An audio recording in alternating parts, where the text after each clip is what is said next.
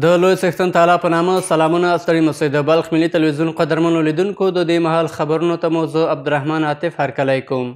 د بلخ ولایت په نهرشاهي ولسوالۍ کې د یو شمیر دیني مدرسو د طالبانو او حافظانو ترمنځ د قرآن کریم د حسن تلاوت سیالۍ ترسره شوه.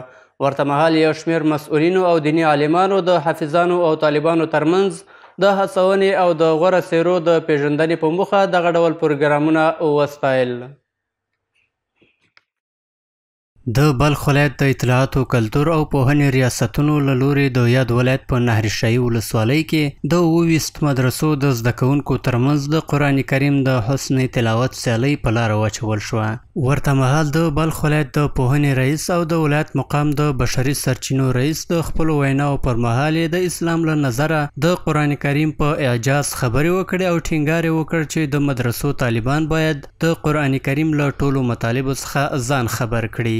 همداراز د ولایت مقام د بشري سرچینو رئیس په ښوونځیو او مدرسو کې د زده کړو پر ارزښت خبرې وکړې او ترڅنګ یې د دغو دوو بنسټونو له لارې د ځوانانو د اسلامي فکرونو لوړاوي باندې د ټینګار ترڅنګ یې د هیوادوالو د وړتیاو لوړولو په موخه دغه ډول اسلامي پروګرامونه د ستاینې وړ وبلل. برای ما و شما افتخار است که الحمدلله در خدمت قرآن کریم هستیم. رب العالمین ما و شما را مصداق همین جزء حدیث مبارک بگردانه که ان الله یرفع بهذا الکتاب اقواما و بالخصوص از جناب امیر صاحب معارف و از جناب ولسوال صاحب و دیگر دوستایی که در انعقاد مجلس کوشش کرده یا فکری یا عملی یا جانی یا مالی پروردگار عالم برایشان ذخیره آخرت بگردانه. نو مدارس والا مکاتب والا اول خود جمله په مکاتب کې هم دغه سنت طریقه باید رایجه سي لکه څنګه چې په مدارس کې رایجه ده. عموما په مکاتب کې اوس الحمدلله که شیخ صاحب چو فرمایل د افغانستان د یو سر څخه د بل سره پورې اسلامي امارت دی واحد حکومنده د اسلامي نظام دی د ډیرو قربانۍ څخه وروسته د تاسو کوم خلک نه چې تاسو پلرونه ساسي ورونه ساسي زامن ساسي قریبان په دې لار کې شهیدان سو زخمیان سو سختی تکالیف یې وګالل دغه اسلامي نظام منځته راغلی. نو دغه اسلامي نظام څخه باید چې موږ سالمه استفاده وکړو. له بلې خوا د نهرشاهي ولسوالۍ د پوهنې امیر وویل چې د قرآن کریم د حسن تلاوت په دغه سیالۍ کې د 27 مدرسو طالبانو او حافظانو ګډون کړی و چې له ډلې څخه یې 15 تنه غوره څیرو ته ډالۍ ورکړل شوې. نن د نهرشاهي ولسوالۍ د پوهنې امریت له خوا داسې برنامه حسن تلاوت په نهرشاهي ولسوالۍ کې ثبت شوې مدرسې 140 مدرسې دي چې په 140 مدرسو کې تقریبا 27 مدرسو د مسابقه کې اشتراک کړی و غونډه اخیستې وه چې الحمدلله په دې کې 15 برتر او موفقه حافظان پکې کامیاب ووتل او هغوی ته د معارف لخوا تحفه او تقدیرنامه تحفیظ شده. از اولاد همین خواست ماست که همیشه بخاطر تشویق شاگردا یک مسابقه برگزار کنن. انشالله خیلی خوب است. این بسیار یک جرأت به انسان پیدا میشه، بسیار خوب است دیگه. کلام الله متعال از خواندنش بسیار خوب است، مفید است به انسان دیگه. به ما این یک درس شد دیگه، ما بسیار خوشحال هستیم که مقام دوم از خود کردیم. په پای کې یادو 15 تنو غوره څیرو ته ټاکل شوې ډالۍ ورکړل شوې او د دوی له لورې هم په منندویي سره ومنل شوې. د مزار شریف ښاروالۍ په همکارۍ د رفاه اسلامي دفتر له لورې د رابعې بلخي په مارکیټ کې 1 دکانونه له بیا رغونې وروسته ګټې اخیستنې ته وسپارل شول.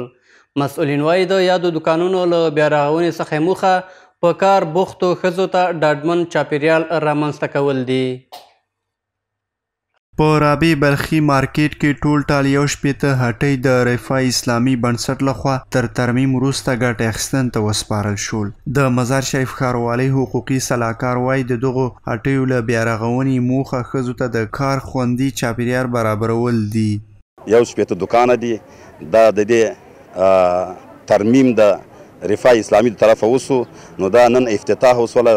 دا یو مسؤون ځای ده د پاره د ښځو، دا یو بازار د ښځو ده. معنا دا ده چې کوم چې د خارجیان دي دوی به چې دې ښځې په کورو کې بندي کړي دي، حالانکې دا ده چې موږ دلته دې دپاره ځای مسؤون جوړ کړه چې مثلا په حفاظت کې وي. نو دلته ښځې راځي، دلته دکانداران هم ښځې دي او سوداګري چې کېږي نه کوم بازار چې د بازار هم مشتریان هم ښځې دي. له بلې خوا د بلخ ولایت د صنعت او سوداګرۍ مرستیال وایي چې اوس په هیواد کې د ټولنې د ټولو طبقو لپاره د پانګونې لپاره خوندي چاپیریال شتون لري.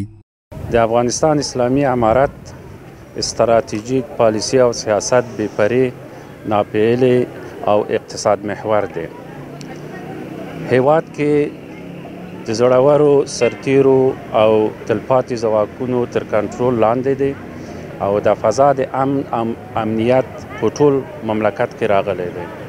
نو فلهذا د متشبثینو دپاره او د سرمایه‌دارانو دپاره او تاجرانو دپاره زمینه مساعد شوې ده چې په خپل مملکت کې سرمایه ګذاري وکړي او د تجارت کارونه مخته یوسي.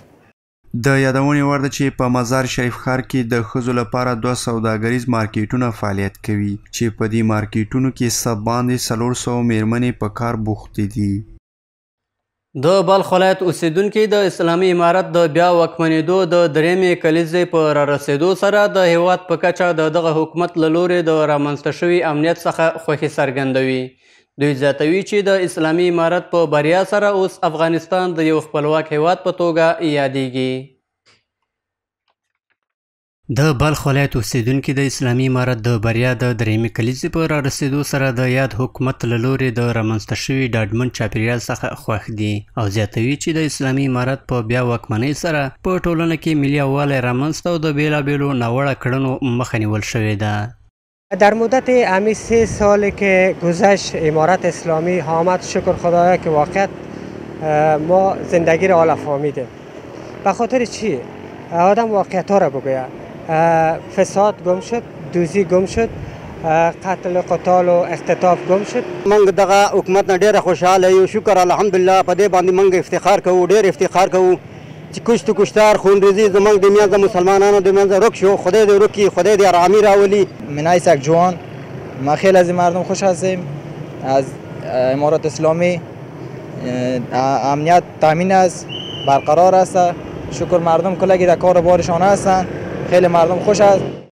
همداراز د دغه ولایت اوسیدونکي اوس مهال افغانستان د خپلواک هیواد په توګه یادوي او خلک یې سوله خوښونکي بولي. ورته مهال دوی زیاتوي چې اسلامي امارت په واکمنېدو سره د پردیو لاسونه لنډ او هیوادوال د یو نظام تر سیوري لاندې له ژوند څخه برخمن شول.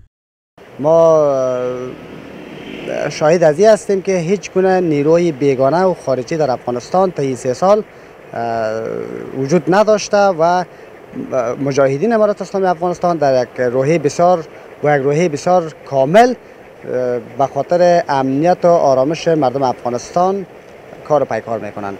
از نگاه امنیتشان واقعا که تمام تجارا خصوصا همکارا کارمندان از تمام ارگانهای چی دولتی باشن چی نهادهای شخصی باشه همگی رضایت بسیار کامل دارن که به خاطر که دارای یک نظام خیلی واحد و پیروی از یک رهبریت بسیار خوب و از نگاه امنیت بسیار یک امنیت خیلی عالی را فراهم ساختن اینا.